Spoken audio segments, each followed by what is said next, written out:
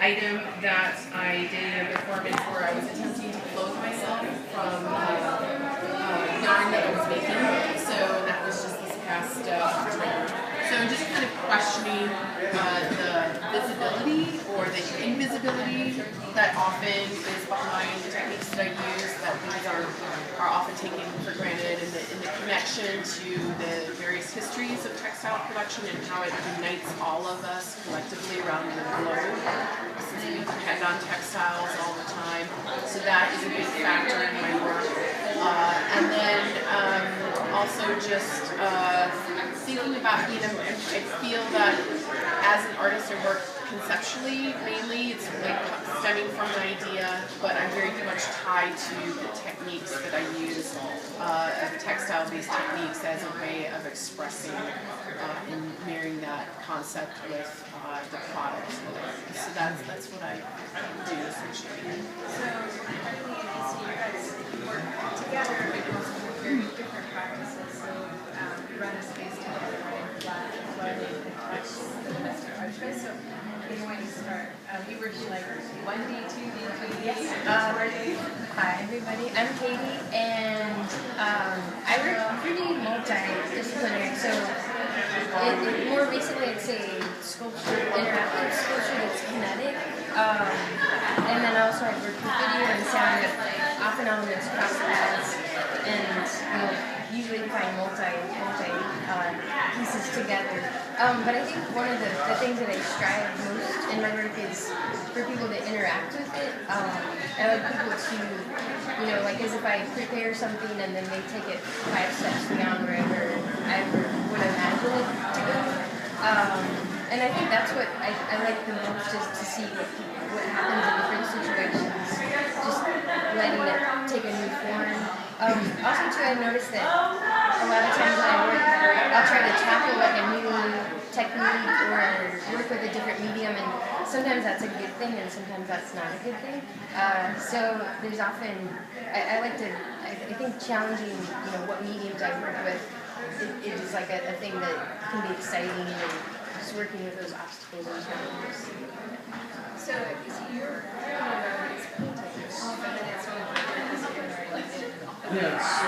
it's mostly painted objects, and nowadays, since I mostly show with Katie at the same time, her work is much more gregarious. So mine tends to quiet down and shrink and tone itself down a bit. Recently, last summer we were at a large shindig in Co-Prosperity, so she had a bottle opener, this huge wood contraption. It took 3 people to operate to open one bottle, and it just had this quiet little painting configuration all nearby, just sort of as an accent for our So, and I guess with mine, it's, I like doing just a straightforward, illustrative form of painting, whatever themes you're generating, just taking a approach, but also treating the paintings as like a way to use an object to address a space, address an organizational situation. So just taking those 2 impulses and finding intersections. Hi everyone, Jovencio, and I'm also working in textile, predominantly trained in very traditional media, weaving, different crochet, spinning yarn. But I work in very performative, sort of ephemeral ways as well, sort of using the line of thread as a way to describe movement in space. So I've been doing a lot of work, very temporary, sort of large-scale installations, using thread as sort of line of drawing on the floor. And so they become sort of these, they begin as performances, and they complete themselves as sort of installations in space. I also work, I've been working on a long-term collaboration with 2 other artists. We founded in 2010 the Craft and Street Cult, which is a very multifaceted project. We work in text and performance, installation, and design problems, sort of looking at the history of modern design and trying to rethink it in sort of mystic or mystical history, as opposed to a history of irrationalism. So we have a lot of, we use a lot of ritual, a lot of ephemera in those projects. Okay, I'm Alison Haims, and I'm from Philadelphia. And I'm also a fiber artist, and wait, what was this part about? Talk a little bit about your practice, what Okay. it is, and then how you would explain the way This intersection. Got it. Sorry. So I'm a fiber artist, and I've been working in fibers solely for about 7 years. And I used to be an installation artist. And before that, I was a painter, and I was trained as a painter. But about 7 years ago, my mother died. And when my mother died, it changed how I approached my work completely. And the intersection between art and life turned into a three-way called catharsis. And so I started working in fibers right before she died, and then after she died, I became kind of obsessed with compulsive about it. And now I solely work in fibers, and mostly large-scale installations that can be broken down into individual pieces. So the pool table right over there, where everybody's squeezing and touching and dropping and putting back. They're pieces. What I do is I find myself making these large installations, and that's how actually I got here from Philadelphia, because I showed with Michael a few years ago one of those such pieces at our Basel. It was a sculpture called Heaven and Hell, and it was all 1,000 pieces of soft sculpture that together turned into this cathartic way of meeting more of my life lost. So for me, I'm working most of the 100% in crochet. I do some other work with knitting, but crochet I find to be really more moldable, and really it's just more, you can really manipulate it really well.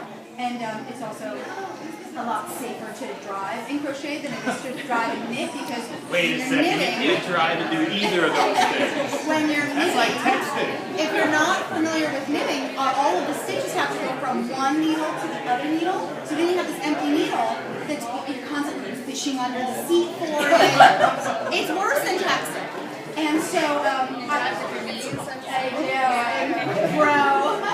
And so I really mostly work in crochet. But for me, it's really, this year it's really, I'm working a very fine line between craft and fine art, because when you boil it down, no pun intended, but when you boil it down, it's really craft. It's craft-based. It's what my mother taught me. It's what I teach my daughters. What I teach children in Philadelphia to do is knit and crochet. So you don't even have to look at it. No. That's amazing. So actually, let's talk about your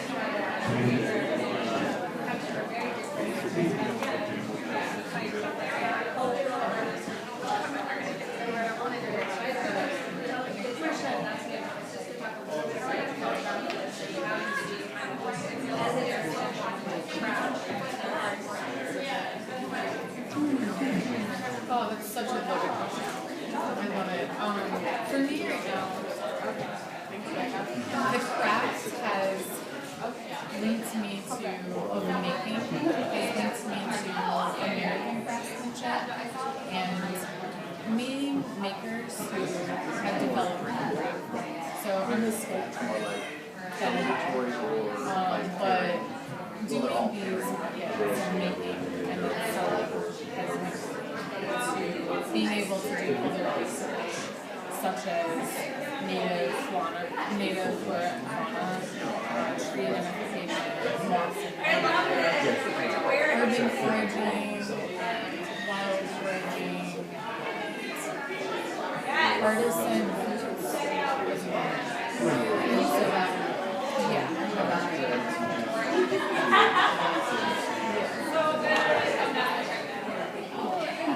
start talking a lot about sort of like those traditions you have, because you have a background as well in agriculture, and so I'm very curious about that, to think about, like, I mean, in some ways you could say, well, if you looked at furniture making, maybe you would understand the history and the craftsmanship and history, but thinking about foraging and planting and all of those, not to say that they're not that, but how do you connect those practices to something that people would say, oh, this is art, this is something that, I might experience in a museum or a different, like a more formal setting like that?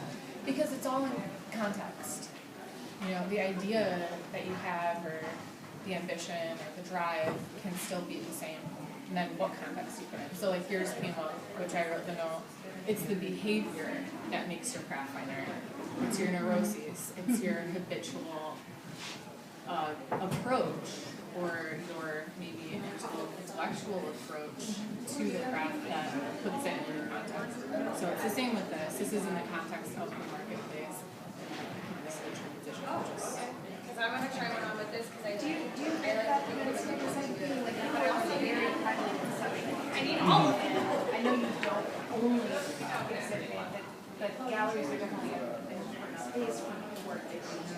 So is it about like the context, or are there other things that are significant here? Well, I think it's always about contextualization. Like you can't escape that, regardless of what you do. So I think that when we start talking about this sort of delineation, like this very, very strict delineation between art and craft, I actually am very comfortable with that as a framework. Like I think that it exists in a much more fluid sort of spectrum. And what I'm finding very interesting, I also teach at the School of the Arts Institute in the Department of Fiber and Material Studies. What I've found is a lot of the students, and maybe it's a generational thing, maybe it's some sort of zeitgeist, but that they're not concerned anymore if they're making art or craft. They're interested in skills, they're interested in acquiring ways of making, and they move very fluidly between, say, a craft fair sort of context and a fine art context. And, they're much more interested, I think, in this sort of broader philosophy of living. So that there's like a greater collapse between, like, I make artisanal foods, like I also am interested in ceramics, so I know I can make plates that food is served on, but I'm also, because I've learned ceramics, I'm interested in making sculpture. So the delineations are much more. What do you guys attribute that to then? Is it like in this sort of broader cultural, you know, I mean, I don't know how widespread, but this sort of interest in return to a DIY or kind of artisanal practice that can permeate any aspect of your life? I mean, like to say, I think it's interesting that this is like a fine art practice because it's also something that I'm sure many of us in our families, our friends, there'd be somebody sitting there knitting or crocheting constantly, and you wouldn't necessarily think that they were an artist, right? Sitting there. So, what do you attribute? Is that where some of this is coming from? This kind of interest, as you're saying, that I mean, not.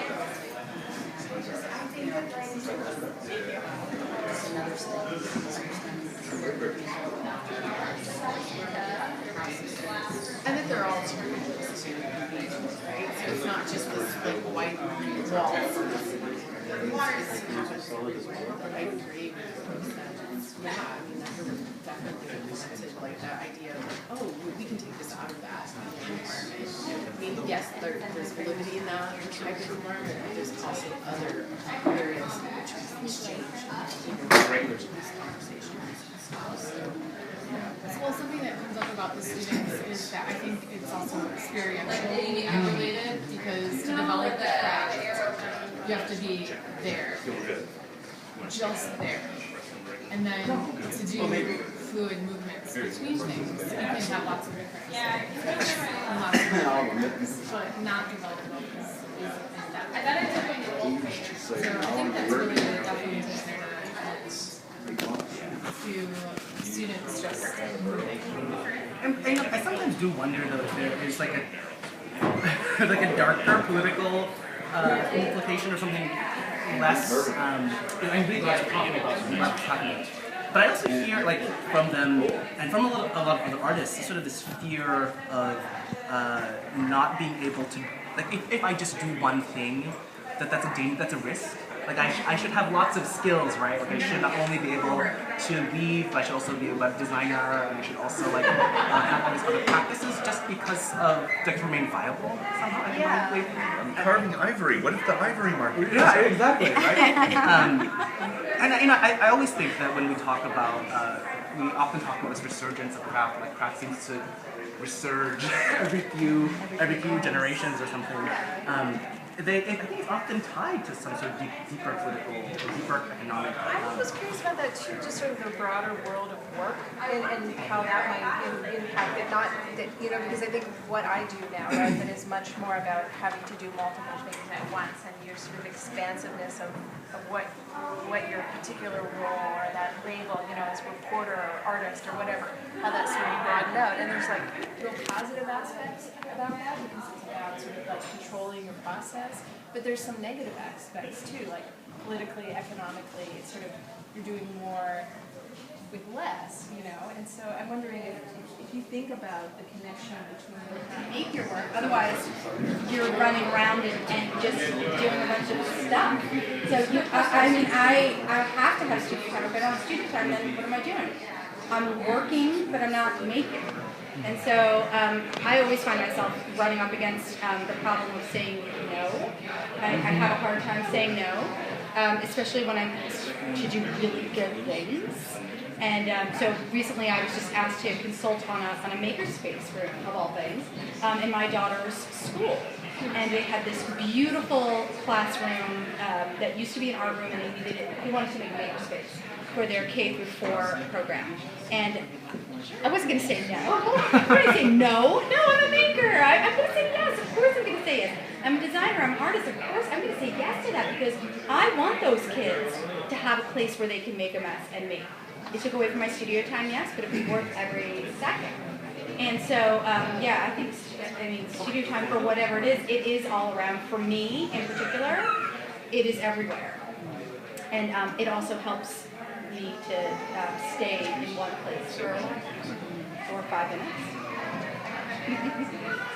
I'm curious about that sort of fluidity between sort of various disciplines, you know? I mean, are there difficulties? I was talking to a friend who trained as a photographer, and then she moved into fiber arts, and she said, you know, like the way people talk about practice, so it wasn't just like the technical terms obviously are different, but that the whole kind of way of thinking about practice was completely different, and there was this sort of like translation not necessarily happening on that level. Do you encounter those kinds of like, or no, is that like? I mean, personally, I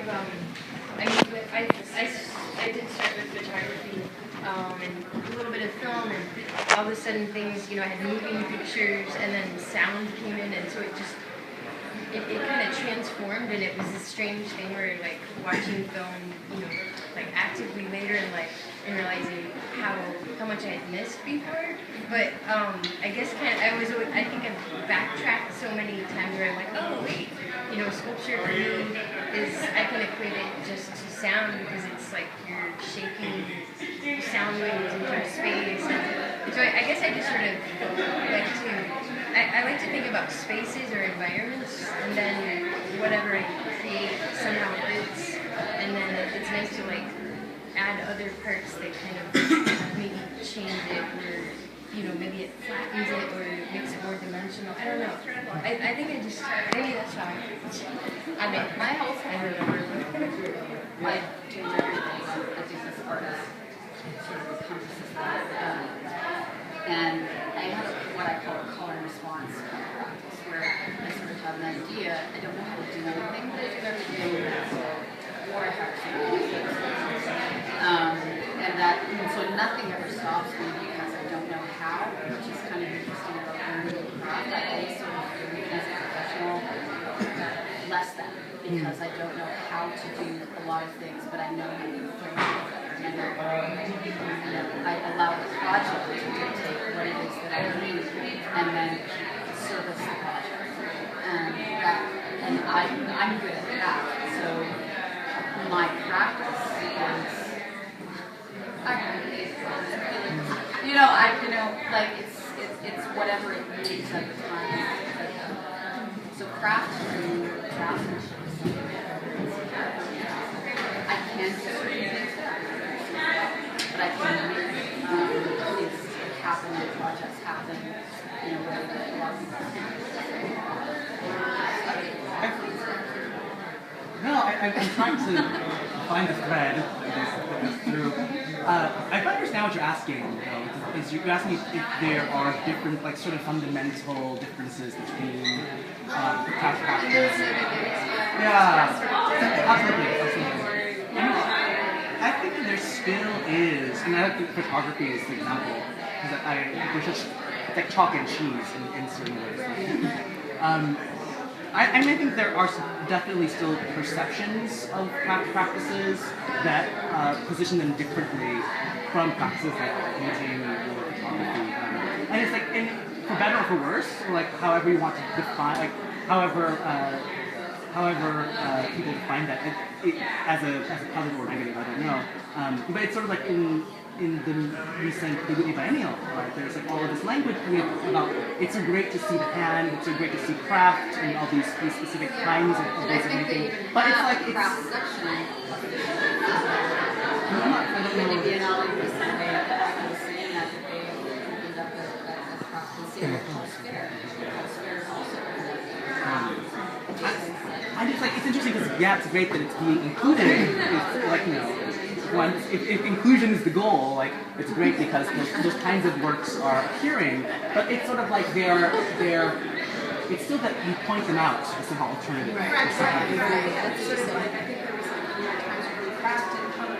Yeah. I just wondered if you guys have questions or observations, feel free to jump in.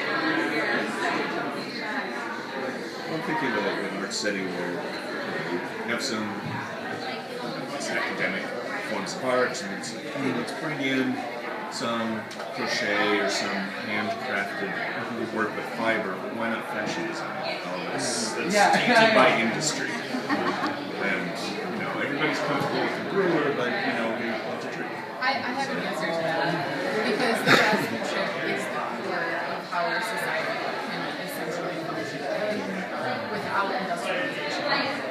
So without industrialization, where do we turn to the craft?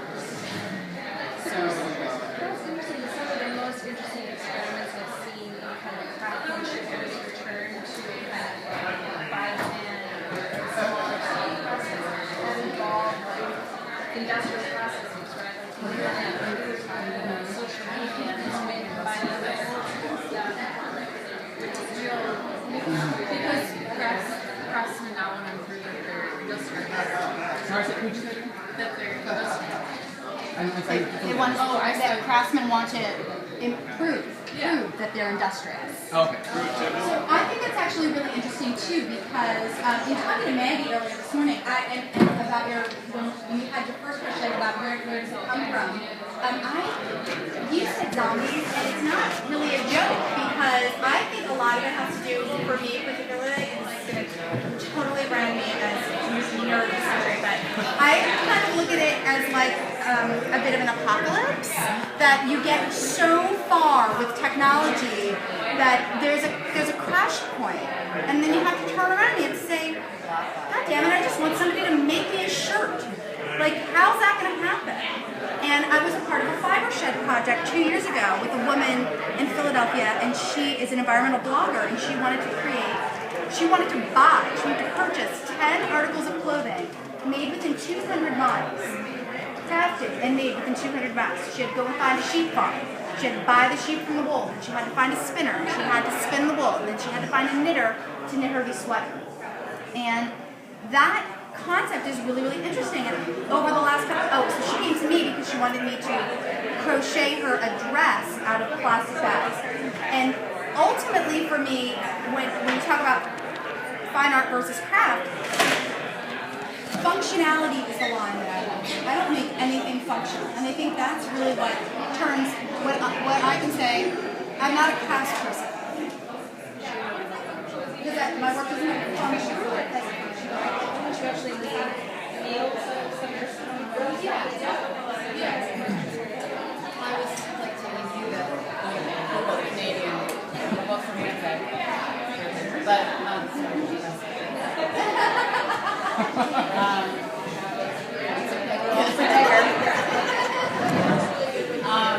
that I have to go across the border because I'm teaching here. I'm teaching in North Carolina, which is about a journey to see relationships with Christ. And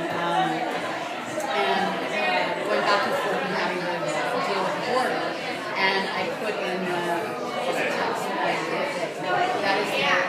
that is the American border's distinction between what is art and what is craft is what is its function. that is, they're simple criteria. Well, you have to prove that this is either has a function or not, and therefore then we can't say this is our basic. I mean, it's just archaic. You're not supposed to scratch your back with yourself. But it just makes it. It's like,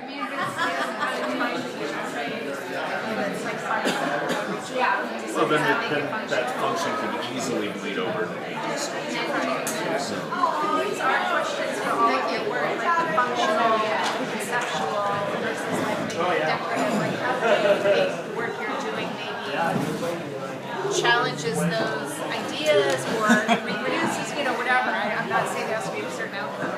It's funny, I have this slip cast porcelain bowl that was part of an installation, and I remember in that context, I was like, yes, I look at that and its shape, its sort of simplicity, it's minimal.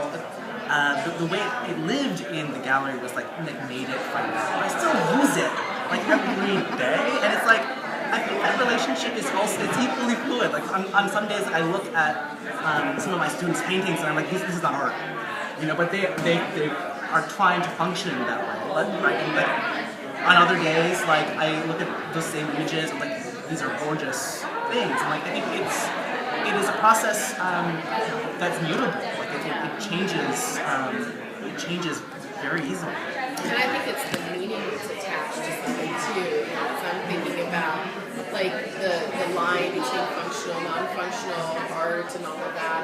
As I'm investigating, adorning myself with items that I've made from locally sourced materials, and the significance behind that is like I love, that I know that I made this, that I know that my hands processed it and where it came from, and that now this article holding its meaning versus this that I don't know where it came from. And I was thinking of what intrigues me about that is that this is visible, I understand where it came from, this is invisible, and therefore I have it. So thinking about just that knowledge, I guess, of where something came from, and I think that is applicable to me as an artist as well. I mean, like, not just making functional things, but everything. The fact that knowing where something came from, and just the sense of history, I guess. So I have just something quickly to say about that, and it's about my consumer self. And I have found, so I've been to 1,000 craft fairs, but this is the first one I've ever participated in as an artist. I really think very long and hard about the purchases that I make. And I started about 3 years ago or 2 years ago. I know who made this fabric, and I know who sewed this into a shirt for me. I know where the fabric came from that my purse is made of it, and I bought it from a Made in America, crafted in Philadelphia shop. And I, as a consumer, now think about things like that. Not only about what I'm making, but about what I'm purchasing. And I think that's a huge step for people to cross, for consumers. I think people ask themselves, probably made a list right after 2007. All right, which businesses am I afraid of doing business? I'm going to make that short list and patronize them from time to time. I'm going to go into Dusty Groove every so often and get and it's just a good time to sort of sort that out. Like, I really need to go to Target. Can I play devil's advocate? I'm sorry. As I'm hearing all this, similarly, when I started to learn how to speak Japanese, my relationship to all of the textiles sort of changes. You have a different understanding of the hands that are required. And like, so I really have two things I want to say. I feel like there is this demonization of industrialization that's actually there's a danger in it. Like, we have this fantasy that the more we make our own things and the more we feel like we have agency in that process, like we get this fantasy that this fantasy of industry, somehow it was put into a machine and just popped out, and like these those scissors, like that there was no human. But actually, there were many hands involved in production of those industrial materials, and that sweated labor in Hong Kong. Right? Like there are people implicated in those systems, and I think it's like not as simple of a gesture to say like fuck all those people, like I'm gonna make my own thing. Like there's actually a lot of gray, there's a lot of problematic. Like, we're so intertwined with globalization, that's a difficult distinction for me. And then also there's this other more poetic, there's a poetics in that politics, I think. I have those garments that like my fashion design colleagues made for me, and I cherish them in a particular way. But when my grandmother died, and like all her shirts from Sears, I had the same sort of gravity. Like even though it was made in by industry, it is somehow and I think there's like one of the things that craft does, I think it helps us look at all objects with more meaning. Well, and I think that's interesting about fine art, right? Which is always like, because I do this podcast about craft beer, and over brewers will say, it's so important to know where your beer comes from, to have that connection to the people who make it, and that's what's so great about it. Art is always, for the most part, know where your art is coming from. You know the product. Maybe there's some artists who have those like factories behind them, they're not really making their art anymore. It's a fashion wear process. If you know where the art is, you can have that connection to the medium to some extent, and yet it participates in this hugely inflated, problematic market, right? Where it's ultimately, there's also that kind of mysticism going on, right?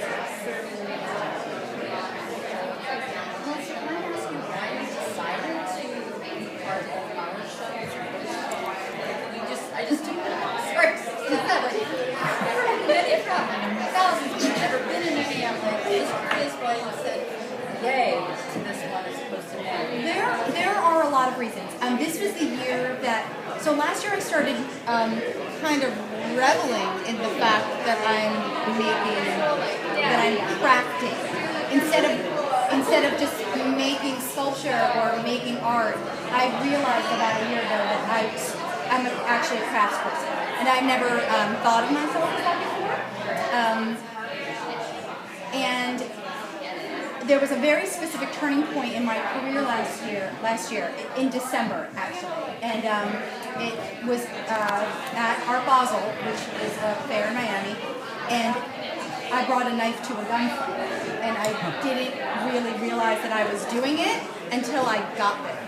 And I got there with these crocheted chairs, which are crafted, and holy shit, they're functional! You can sit in them, people can use them. Oh my god, I'm making something functional. How did that happen, and why did I do it, and now what do I do? And the pivotal turning point was when people started to buy them. And that kind of frightened me, and I didn't really know what to do with that. And I kind of came home from the knife fight with all my guns laid out, going, now what? And I realized that it might be time for me to take a chance and do something different. So this is the year that I'm doing 4 craft shows, and I'm starting here in Chicago, mostly because of my relationship with Michael. Not my relationship, I mean, we worked together before at Art Basel, and a couple of years ago, and so a trusted source really saturated the market in Philadelphia, and I was really ready to move outside of the city and off the East Coast. So Chicago was a perfect opportunity, and those two things combined said to me, yeah, it's time to do a craft show. So here I am. And you're right up there with the Smithsonian Craft Show and the Philadelphia Museum of Contemporary Art. So those are 3 of my and well, 3 of my 4 craft fairs this year. So that's why I'm here. It is. I guess the question I've been thinking about is for people who feel very comfortable in the role of being a crafter. I want to brew something, I want to make some jewelry, move the merchandise, make more. Does having a bike with a bunch of Yetis around it impede their sales? Do we become a pain in their ass? Does it seem like a bunch of... Yeah, but we have a friend, Jonathan, who's a computational scientist, and we've worked with him for a few times. And it was, it was clear to me what we're getting out of him. I just didn't. I wonder if we're, if he's getting anything from us. I would sit for that for a second because I've worked with every person in this show, and on some degree, some more open than others. And so far, everyone couldn't be more psyched about having the opportunity to have these strange things going on around them that, whether it's conscious or unconscious, or whether it's now or later, is just having some sort of impact if they're allowing it. And they're excited to have this stuff. These other kinds of projects, and even other kinds of, like when I said we're really selling this sort of space.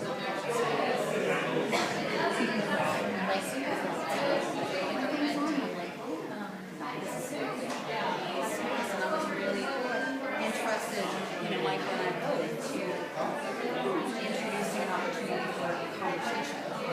And whether that's good conversation, I always love the idea of verses. And, we thought, well, what if we explore it together?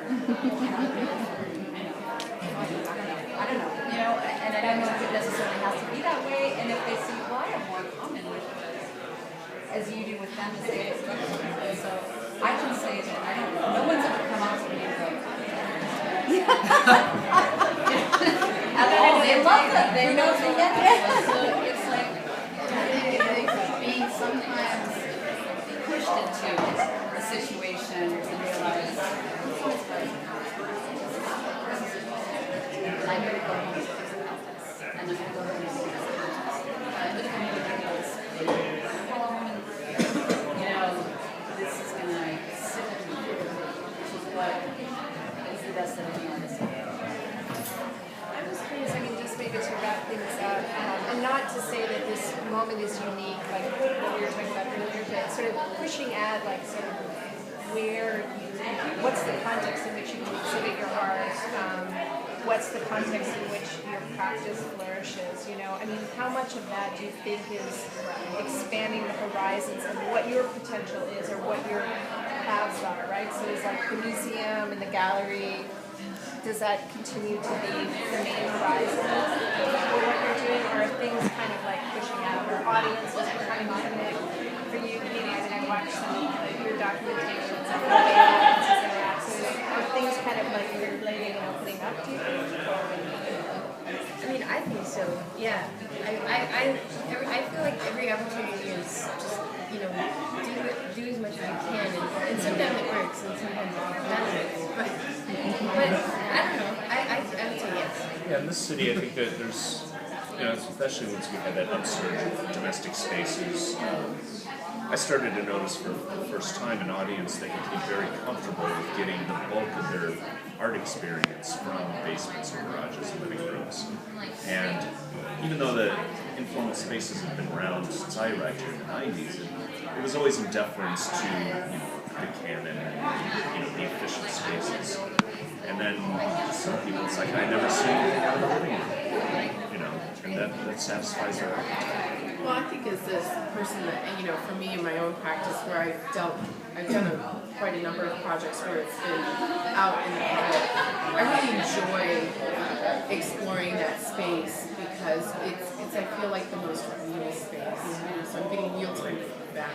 So for example, this one project I did where I placed little miniature sweaters in public in order for finders to find them and then give a monetary contribution to an organization.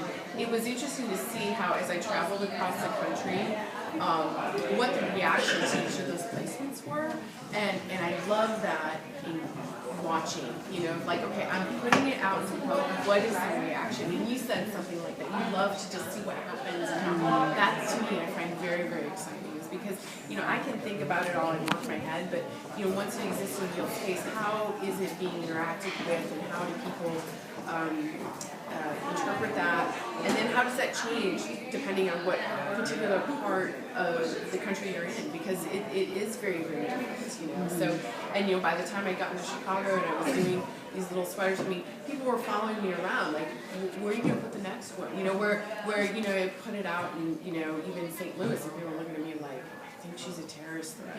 I don't know, and it's just interesting to see how that happens. Well, there's something else that comes up with craftsmanship, right, to the heart of the matter, which is apprenticeship, which seems very texturally rich in many areas, because you have to create a trusting, long-term relationship to be a good listener. You have to be patient. So I'm just thinking about those things. Another alternative to And should be the last word. Yeah, well, I think it's funny when you look at the history. If you look at the history of the hierarchy of art versus craft, it's like for so long the craftspeople were trying to get into galleries and museums, trying to be included. And it's almost like now that we have it, we don't want to be in those spaces anymore. It's like galleries and museums, they're not going to go anywhere. I feel like they will always be part of visual arts landscape. But there's something urgent about fairs like this, these alternative spaces. They have a different kind of urgency. And I don't know that word really describes much, other than I think it talks about a need to be working now, or a need to have agency over the moment.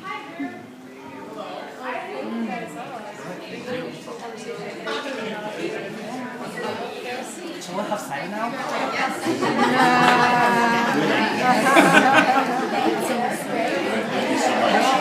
I